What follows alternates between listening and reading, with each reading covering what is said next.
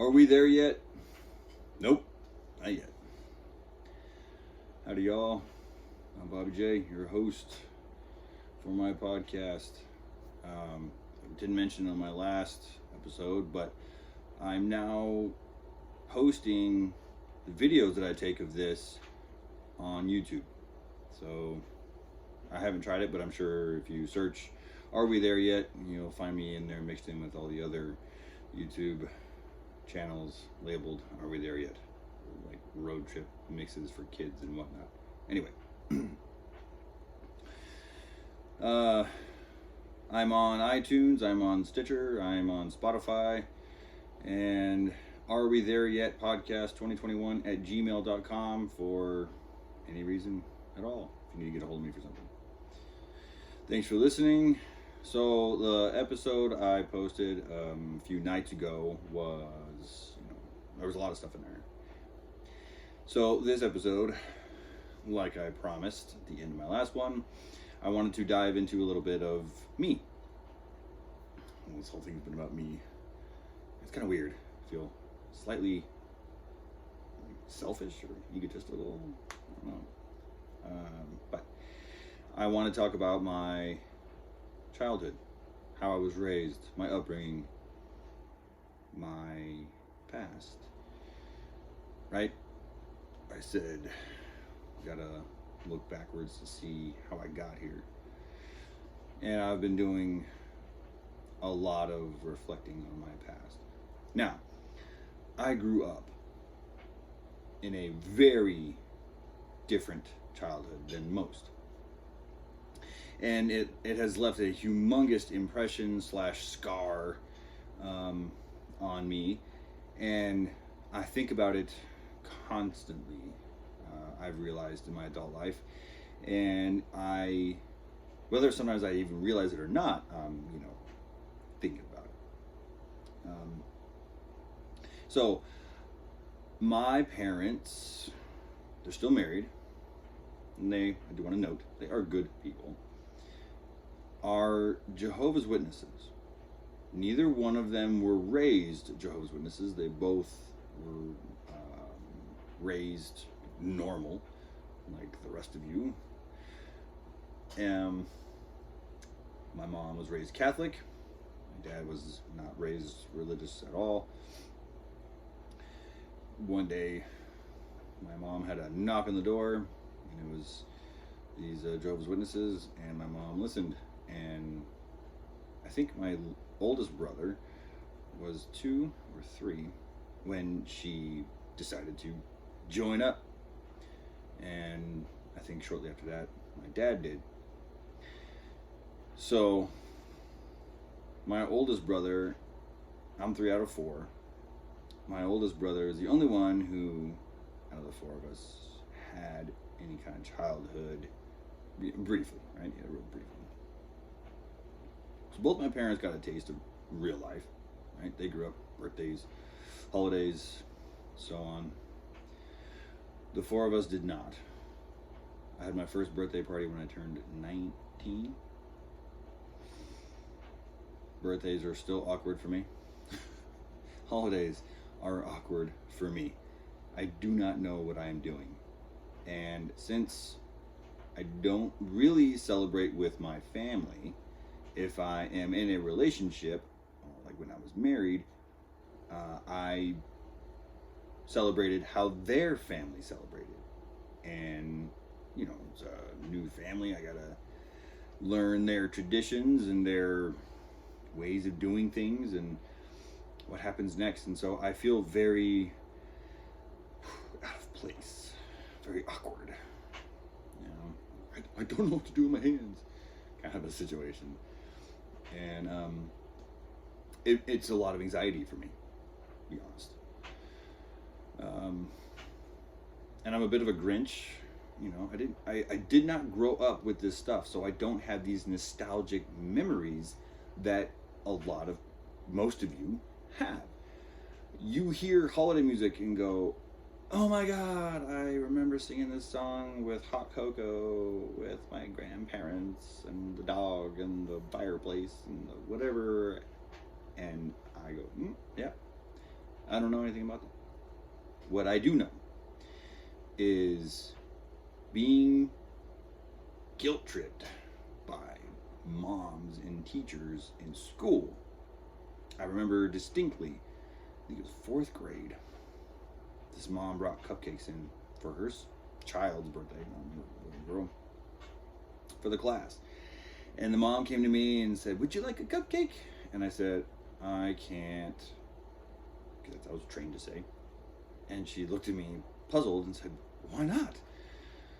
I said, "It's against my religion. I'm a Jehovah's Witness." Also, side note, I was never baptized.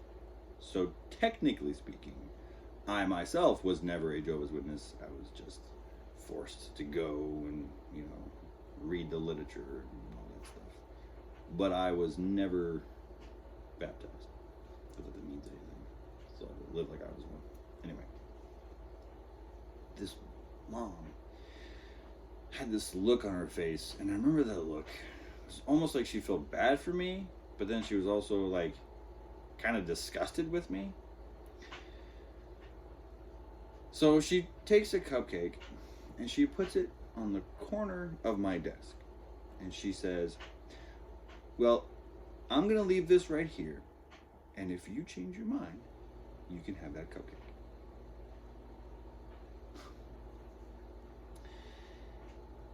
Well, sure as shit, I ate that cupcake, right? What kid could fucking not eat that cupcake? I mean, come on.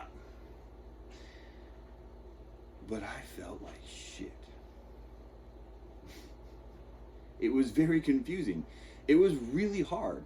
I lived this double life. At home, I was this good Christian boy that my mom and dad wanted me to be, that I was supposed to be. I read the Bible. I read all their literature. We studied. Monday night from, I believe, 8 o'clock to 9 o'clock, every Monday night, we had a Bible study, typically at somebody's house, sometimes ours. A group of, a dozen people or so.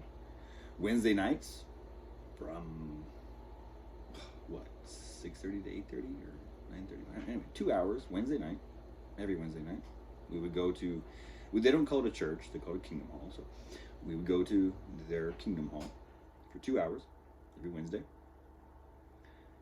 Then Saturday mornings, wake up bright and early, knock on your fucking door while you were watching cartoons and sipping coffee, or watch you guys hide behind the drapes.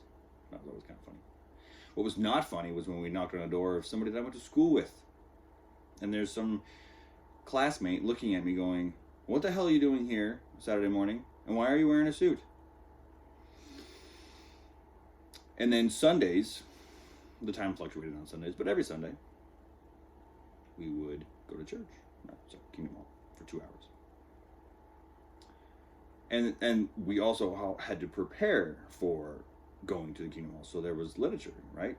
Watchtower and The Awake. We had to read whatever was going to be discussed that day. And there was always a Q&A. So we had to, read the questions and find the answers and highlight it and be ready. We were always encouraged to raise our hands to answer the questions. So every week, my parents were on our asses about doing our Bible studies and our study and practicing for going knocking on door to door. The focus in our house was God. The focus was their religion. It found its way into everything. I mean, even trying to have a conversation with my parents now, they know better nowadays, but they bring religion into everything. They can bring God into a discussion about anything, because God is everywhere and God is all, and so on and so on, right? And I'm not knocking. If you are religious, fucking sweet. Go you. I don't care. That's your choice. It's your decision. And if that's what helps you be a better person, then I'm all for it. I'll give you a ride to church. But don't force your shit down my throat. Obviously, I have a sour taste in my mouth from my upbringing. So, it was a fairly strict, rigid, controlled environment. I did not get lots and lots of affection. Every night, before I'd go to bed, I'd go and give both my mother and my father a hug and a kiss. Now, looking back, that was pretty much every night. But it was kind of like the thing that you're supposed to do. Kind of like go give your uncle a hug goodbye because he's leaving. That thing.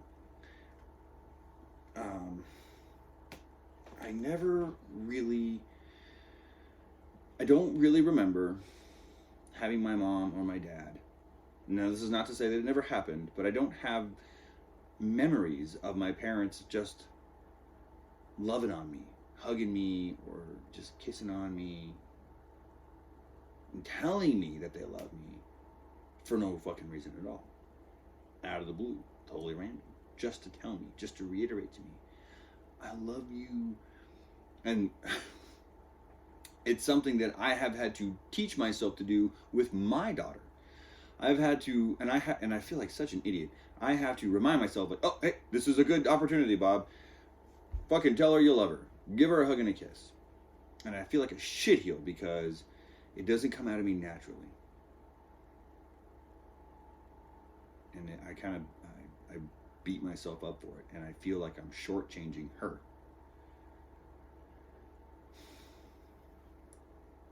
My parents loved us. I do not doubt that. My parents' motives for their choices that they made were honest motives. They felt like they were doing us a favor because they were trying to save our fucking lives. So, come Armageddon, we weren't going to live forever. And we got to love God to do that. And my parents did not wake up every morning going, ha ha, I can't wait to fuck these kids up and torture them and ruin their lives. They are not malicious people. They just have different views. Their priorities are just not in line with most. And I believe some of their priorities are very off. They should have been more loving. On one hand, the cold callous wasn't bad in the way that shows you what life is really like, what the world is really like. It's cold and callous. Sometimes you can raise your kids in too much of a bubble, and they think the world is nothing but unicorns and rainbows and sprinkles and donuts and butterflies and all the good things, and everything's soft and everything's warm and everyone loves you. And then you step outside and go, what the what? So you can do your child a disservice going the extreme on either direction, in my opinion. So that's the quick synopsis of how I grew up.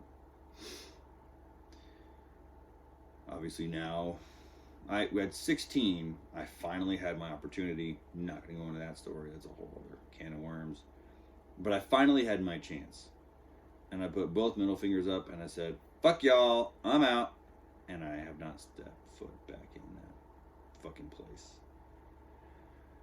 And over the years, I've had several debates. Some, low-key, some not so low-key. Several blowout arguments with my parents that stem from, all that. So I have realized that they're not changing me and I'm not changing them.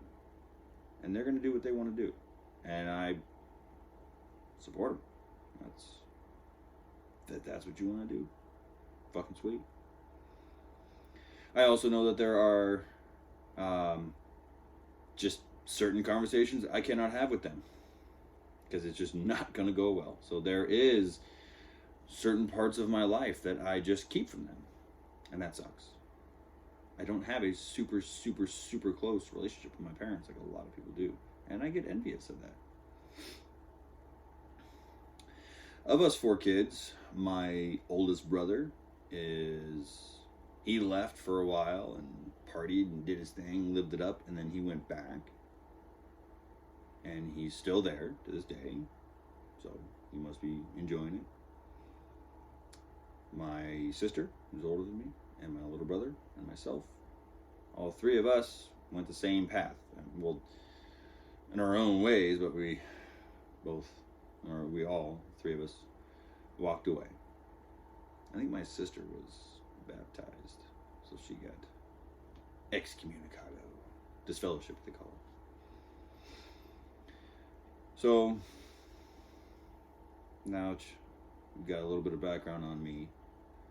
When I reflect and I think about how I am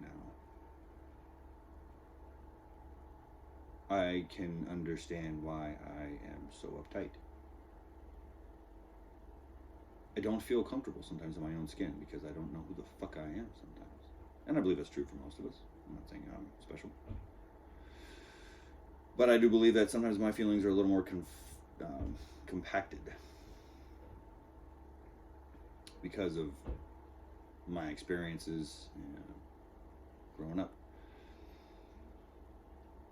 So I am identifying all the things that I'm still holding on to that I want to let go of. I will say, growing up in the environment that I did, I learned great morals. I've for a long time I've said my father taught me how to be a good Christian man. My grandfather taught me how to be a man's man. So I have both worlds. I want to, now that I've been able to identify some of this, and I want to start shedding some of this. My moral compass points true north, someone told me once, and I took that as a great compliment, and I still do. However, too much. I gotta relax. I gotta let it go. I want to forget. I don't want to forget. But I can't. So I gotta deal. So, knowing all that, I don't want to go full blast apeshit here, but I need to rebel against myself. When I was a teenager, I mentioned I was this crazy punk rock skater kid. I was rebelling against my parents. I was rebelling against the institution that I was in.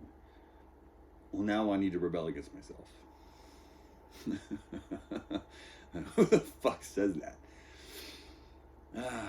But that's what I want to do. I'm going to rebel against myself a little bit. We'll see how it goes. Because I got to do something. I got to get rid of this anxiety and this stress. So now I know where it stems from. I'm not blaming my parents. I'm not blaming that religion. I'm not blaming everything on my childhood. There's a lot more to it. I mentioned in the previous episode, the turning points in my life where I realized I needed to get more responsible. When I became a father, when I realized I wanted to be able to provide for my family, which means I needed to fucking get my act together and get a big boy job. That means I gotta be responsible. It means I gotta wake up early every fucking morning, which means I have a bedtime. But I want to figure out how to kind of shed some of that old weight. Get rid of some of that baggage. So that's the kind of shit that's been on my mind in the last week. I mentioned that in the last episode. A lot of things have been on my mind, and that's been one of them.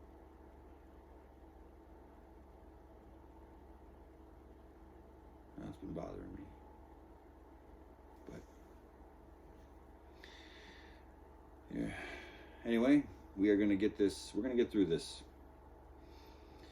I'm reminding myself every day to love myself no matter what.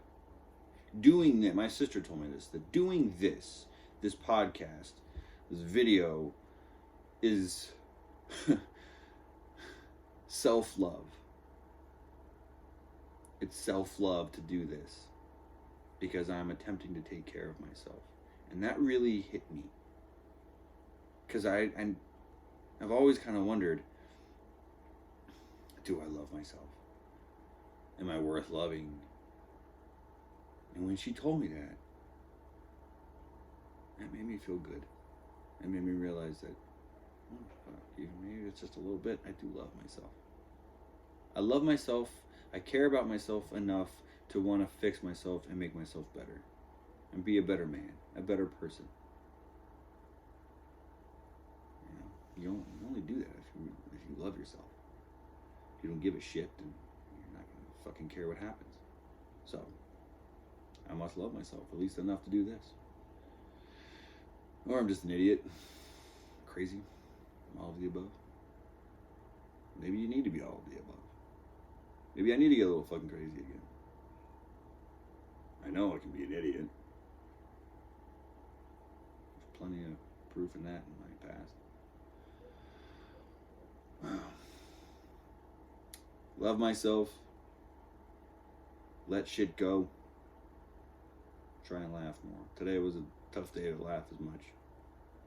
And it's because I'm just tired. But the days like today are the true tests. Am I going to let myself fucking revert back to being pissed off, taking shit out on everybody else? If I'm having an off day, just kind of be quiet, keep it to myself, but not lash out. No. Days like today are needed. It's the test. You always gotta test yourself. Reevaluate yourself. Okay. Remember, love yourself. Take care of yourself. Be better tomorrow than you were today. When you do that, well, at least you're trying. It's showing yourself that you care. You love yourself. Find something to be happy about. Be happy you're alive. Until next time.